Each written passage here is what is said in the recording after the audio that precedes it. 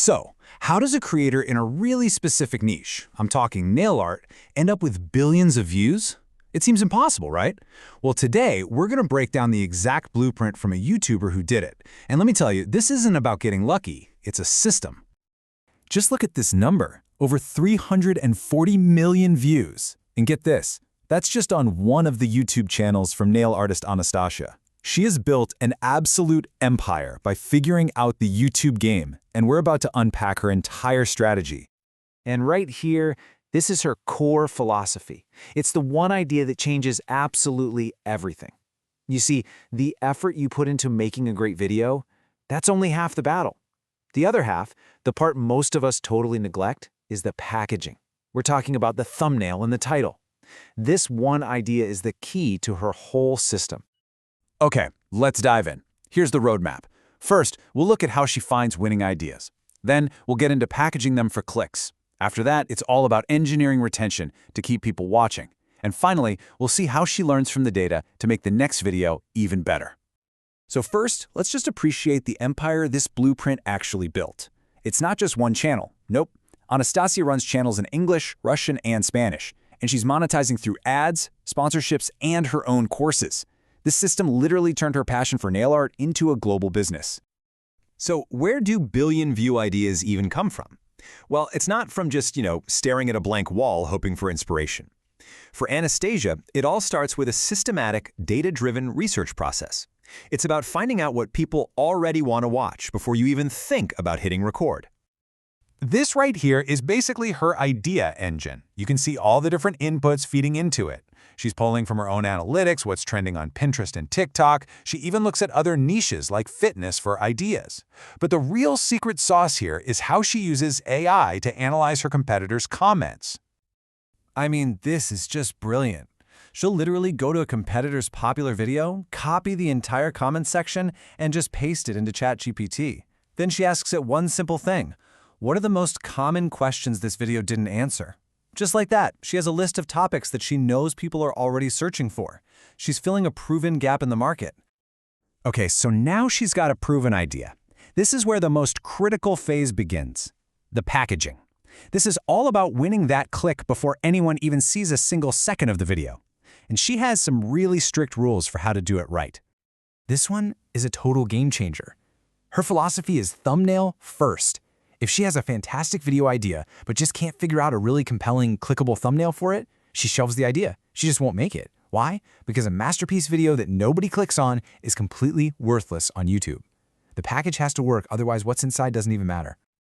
Now, this brings up a really interesting question, especially for any kind of content that shows a transformation.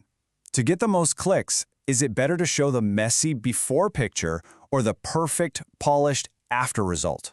What do you think? Her data from testing this across thousands of videos is crystal clear. Just show the before. It's kind of counterintuitive, right? But showing the problem, the messy nail, the imperfect state, that opens up a massive curiosity loop in the viewer's brain.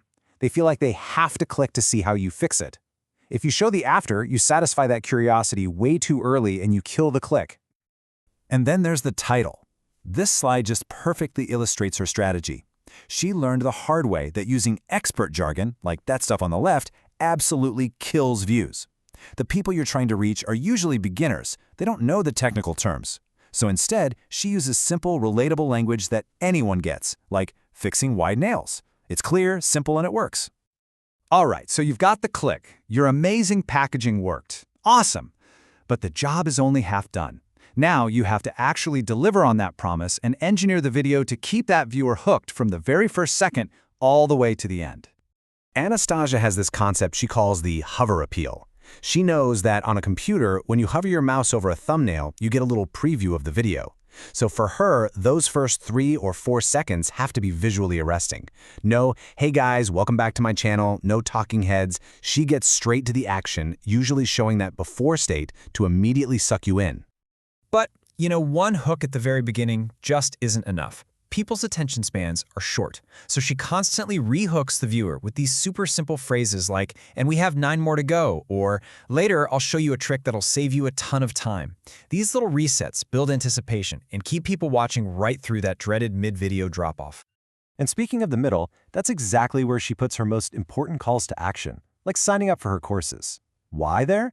Because that's the point of maximum engagement, usually right before a big payoff or a reveal. She'll tease the reveal, place the CTA, and then give you the satisfying conclusion. It's a genius way to make sure the most interested viewers see her offer. All right, last phase. The video is published, the work is done, right? Nope. For Anastasia, this is when the learning really begins.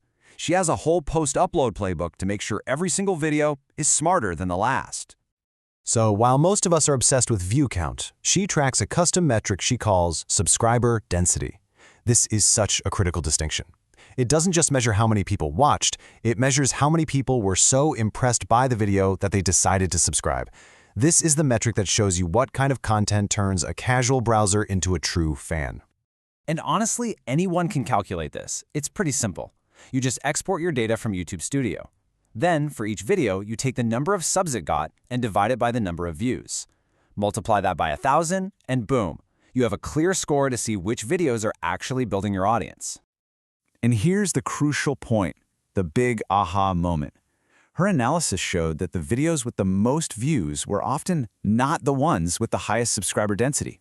Yeah, a viral, shocking video might get a ton of views, but it's often the deeper, more valuable, educational stuff that actually convinces someone to stick around for the long haul. So we've just walked through this entire system from coming up with an idea all the way to analyzing its performance. What does it all boil down to? What are the really big takeaways from this billion-view blueprint? This really lays it all out. You can see how it's a repeatable formula. It all connects. Spend half your time on packaging, use data to find ideas, open those curiosity loops, re-hook people to keep them watching, and then analyze the right metric, subscriber density, to feed back into your next great idea. It's a perfect, complete loop. And that brings us to our last thought. Looking at this whole blueprint, from the thumbnail strategy to the data analysis, just think about your own work for a second. If you could only implement one of these ideas tomorrow, which one do you think would have the single biggest impact? Would it be your packaging, your retention tricks, or maybe how you analyze your results?